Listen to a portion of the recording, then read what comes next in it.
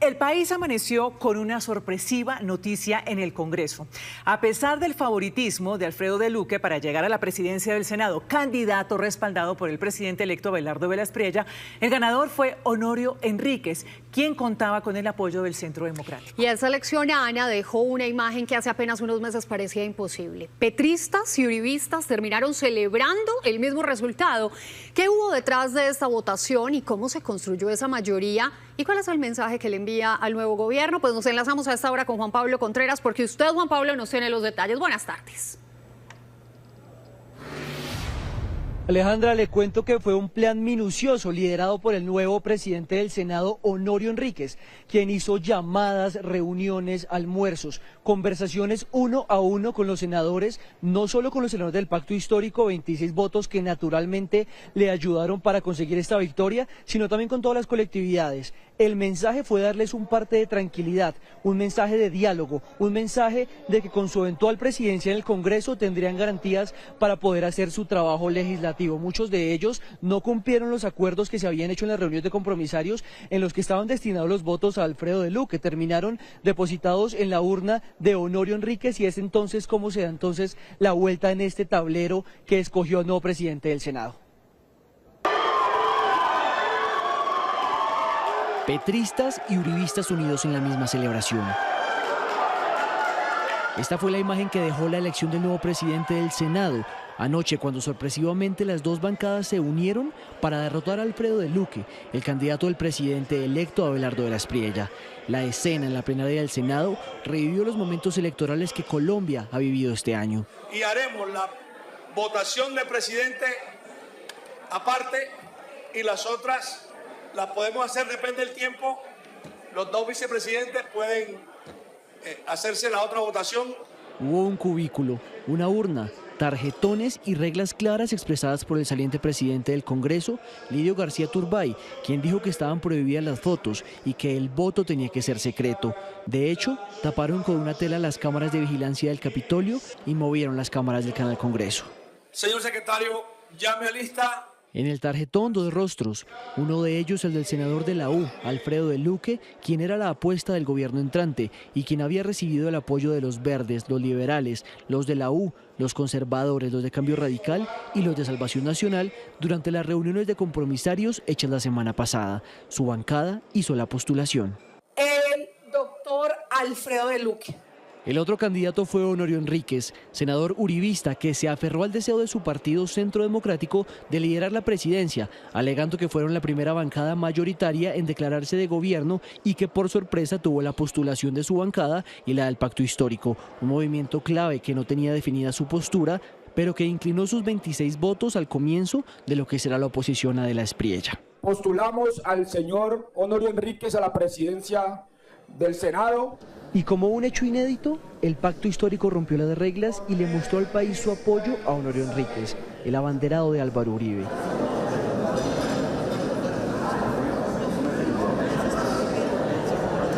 Noticias Caracol consultó a senadores de otras colectividades, quienes señalan que la diferencia de 11 votos corresponde a congresistas del Partido Liberal y del Partido Conservador que se sintieron maltratados durante la campaña por el hoy presidente electo.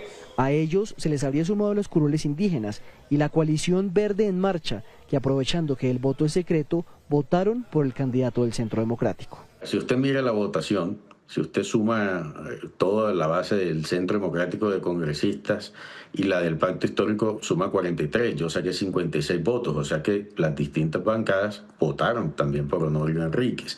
Y yo lo reitero, no es la primera vez que eso sucede. Las comisiones escrutadoras escogidas por la plenaria hicieron lo propio, conteo 1 a 1, y a las 11 de la noche el nuevo Congreso ya tenía su presidente. Un voto en blanco. 45 votos por el senador de Luque y 56 votos por el senador Honorio Enríquez. Enríquez tomó posesión y ante los 102 senadores presentes se comprometió a respetar las garantías para el trabajo legislativo.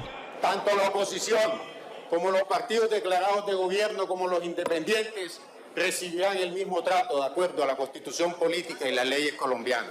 En la mesa directiva también tomó posesión Manuel Virgues Piraquive del partido Mira como primer vicepresidente y Alejandro Ocampo del partido Pacto Histórico como segundo vicepresidente.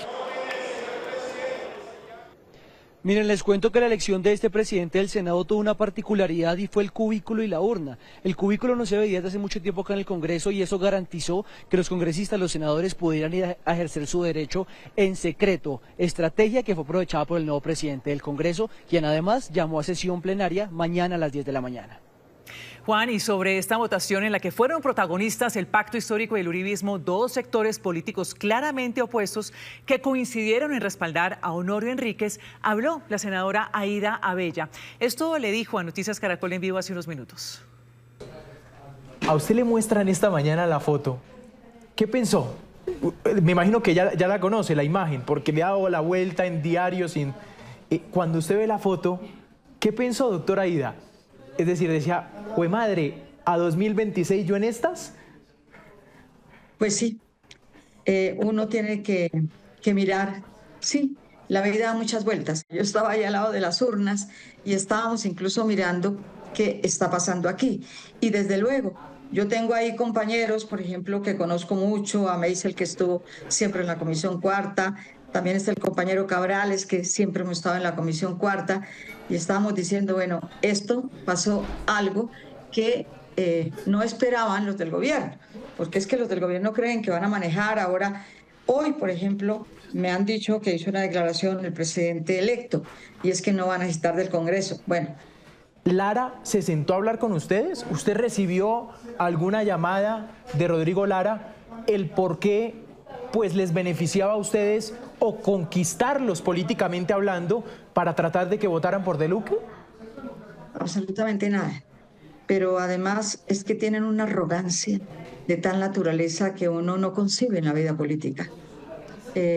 Realmente son personas muy exóticas, pero Lara no lo entiendo, porque él tiene un padre asesinado por la mafia. Él tiene un padre y él es víctima. Yo le he contado incluso anécdotas cuando estaba en el Parlamento, de la última reunión que tuvo con su padre 8 días antes de que le asesinaran. Y él nunca pensó que llegara a ser una de las víctimas del narcotráfico, jamás. Y me duele mucho ver a Rodrigo Lara, su hijo, en estas condiciones. No, ellos no quieren hablar con nadie, se sienten súper sobrados. Entre tanto, el presidente electo, Abelardo de la Espriella, reaccionó a la victoria de Honorio Enríquez, defendió la independencia de los poderes públicos y negó haber intervenido en esa votación. Nicole Buitrago, ¿qué más dijo de la Espriella?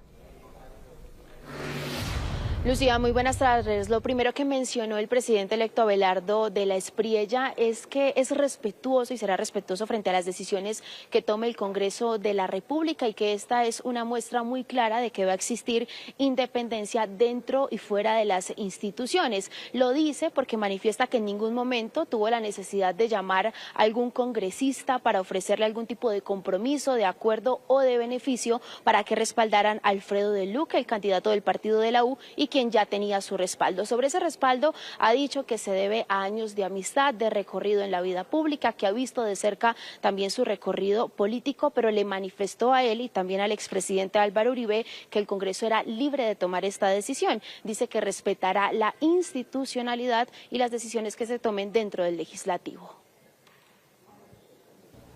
El doctor Alfredo de Luque, quien estuvo a mi lado desde el inicio de la campaña, me manifestó su interés de aspirar a la presidencia del Congreso. Hombre, le dije, procede, consíguete los votos, construye los apoyos necesarios y cuenta conmigo. Lo mismo le dije al presidente Álvaro Uribe cuando conversamos sobre el tema. Le dije, presidente, estamos en democracia, que cada candidato se rebusque sus votos y que los compromisarios vean a ver si llegan a un acuerdo y al final que sea el Congreso en ejercicio de su independencia el que tome la decisión. Y eso fue exactamente lo que ocurrió ayer. A mí, lejos de preocuparme, esa situación me llena de optimismo porque es la demostración de que existe una auténtica independencia entre el poder legislativo y el ejecutivo. Y esa independencia sin duda fortalece a nuestra democracia y dignifica las instituciones. Quiero que los colombianos se acostumbren a una nueva forma de hacer política. Un gobierno que hace lo correcto, que respeta a las instituciones y no compra apoyos. Estoy seguro de que el Centro Democrático, como partido de gobierno que es, así se declaró desde el principio y lo agradezco, respaldará todas las iniciativas que beneficien a Colombia. Lo ha manifestado, ha dicho que esta es una oportunidad, se muestra optimista, dice que es una oportunidad también para trabajar hombro a hombro con las diferentes bancadas, conocer las iniciativas, pero no descarta que el Centro Democrático, dice él, se había ya manifestado como partido de gobierno, pues lo respalden las diferentes iniciativas que llegarán por parte del gobierno al Congreso de la República. Gracias, Nicole. 2:42. Lo cierto es que tras el resultado de la elección del presidente del Senado, pues muchos se están preguntando por qué dos fuerzas políticas antagónicas terminaron respaldando al mismo candidato. Nosotros buscamos respuestas y esto nos encontramos. La elección de Honorio Enríquez como nuevo presidente del Senado, algo que para muchos era imposible, deja varios mensajes en el ambiente político. No nos hace ni petristas, ni a los de Petro los hace uribistas porque votemos las mesas directivas.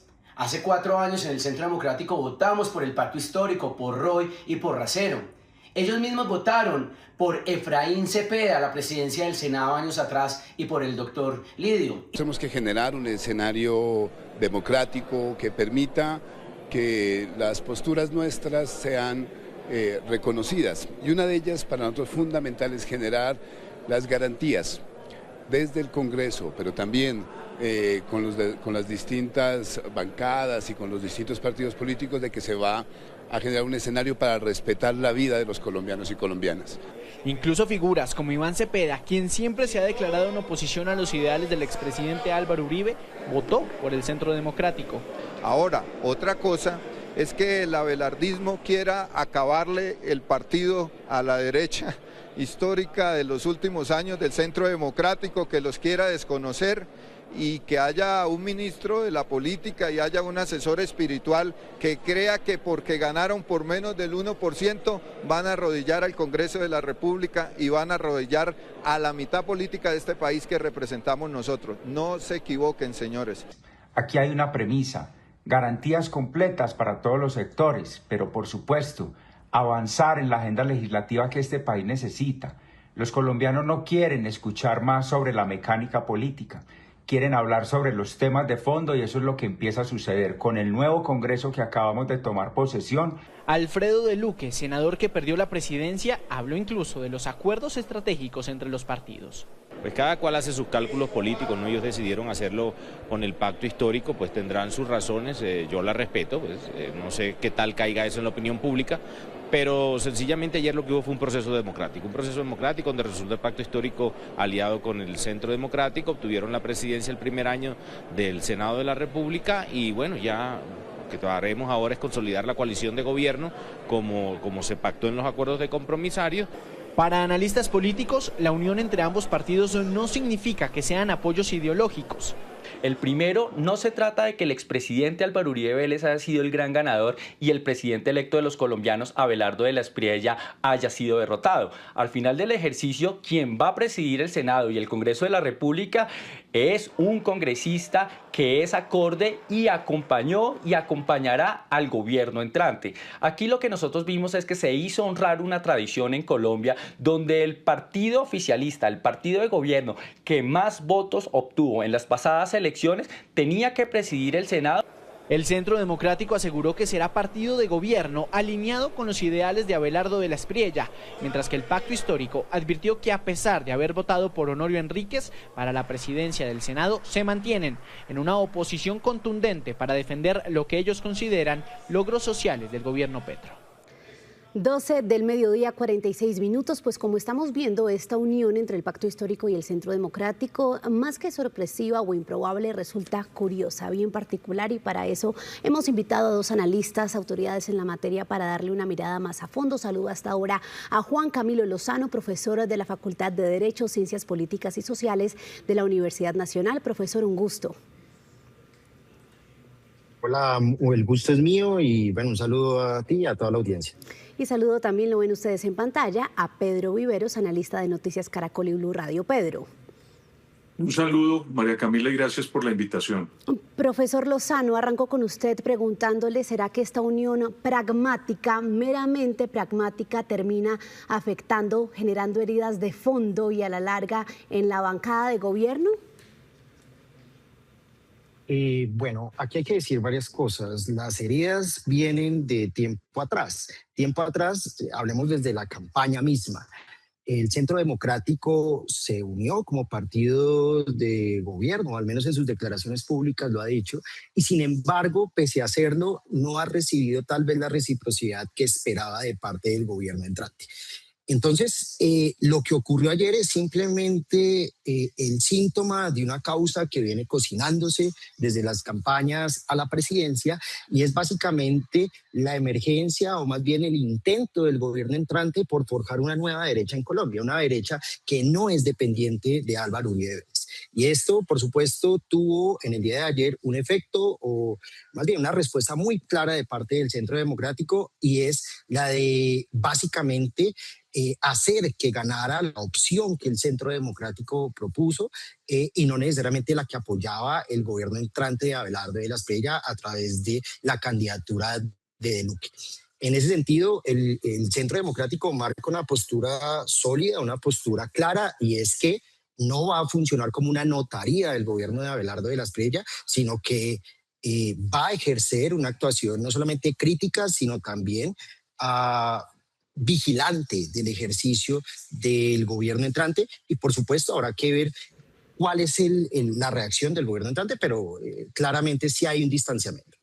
Sí, Pedro, ¿cómo calificaría usted este cálculo o esta apuesta arriesgada del presidente electo de competir nada más y nada menos con Álvaro Uribe Vélez, el político pues más importante de nuestra historia reciente?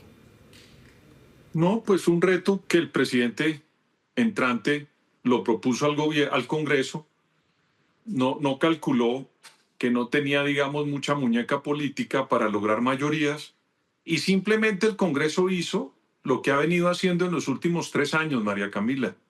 Después de que Roy Barreras en el primer gobierno de Petro, en el primer año del gobierno, logró una mayoría muy fuerte en el Congreso, después de que rompió el presidente Petro esa mayoría, todas las presidencias del Senado de la República fueron para partidos opuestos al presidente de la República, Gustavo Petro, y esta vez se confirma que el Congreso de la República tiene una independencia muy fuerte frente al gobierno de turno, María Camila. Pues ya vamos a regresar con ustedes con más análisis, pero por ahora vamos a ver los discursos de los presidentes. Ana Milena. 12:58, regresamos a esta hora con nuestros analistas invitados, Juan Camilo Lozano y Pedro Viveros. Le quiero preguntar, Pedro, arrancó con usted en esta tanda de análisis, ¿será que el presidente electo se expone a una parálisis legislativa de sus iniciativas? Porque ahora todo tendría que pasar por el filtro del Centro Democrático del expresidente Uribe. No, María Camila, lo que ocurrió fue, repito, perdió un intento de un sector del gobierno del presidente entrante de querer cambiar, digamos, la dinámica interna del Congreso. Ganó la preponderancia de la independencia del Congreso, pero yo no veo que el Centro Democrático, por ejemplo, vaya a votar leyes en materia de seguridad, en materia de salud, en materia de reformas tributarias en contra del presidente Abelardo de la Espriella, a presidente que, a propósito, abiertamente, y fue conocido por todos, recibió 1 minuto y medio después de que ganara la primera vuelta el apoyo tanto del presidente Álvaro Uribe como de la excandidata Paloma Valencia. Profesor Juan Camilo, pero en ese sentido, ¿será que el pacto histórico hizo un mal cálculo o actuó de manera ingenua pues al respaldar a Honorio, teniendo en cuenta lo que dice Pedro? En últimas, esa bancada haya ganado la presidencia o ahora que la ganó, igual va a respaldar las iniciativas del gobierno que lleguen del presidente electo Abelardo de la Espriella. No, de hecho yo creo que fue muy estratégico, y fue muy estratégico entre otras cosas porque el gobierno entrante llegó con un discurso de cero tolerancia a la izquierda, un discurso desde el cual se buscaba en cierta manera convertir al contradictor en un enemigo. Lo que logró ayer el pacto histórico fue histórico y fue lograr que el Centro Democrático los reconociera como una oposición no a la que hay que eliminar, sino a la que hay que respetar. Es que yo recuerdo las palabras ayer del senador Andrés Forero, donde decía que básicamente iba a respetar los derechos de la oposición y que le iba a reconocer como eso, como una oposición a la cual había que escuchar.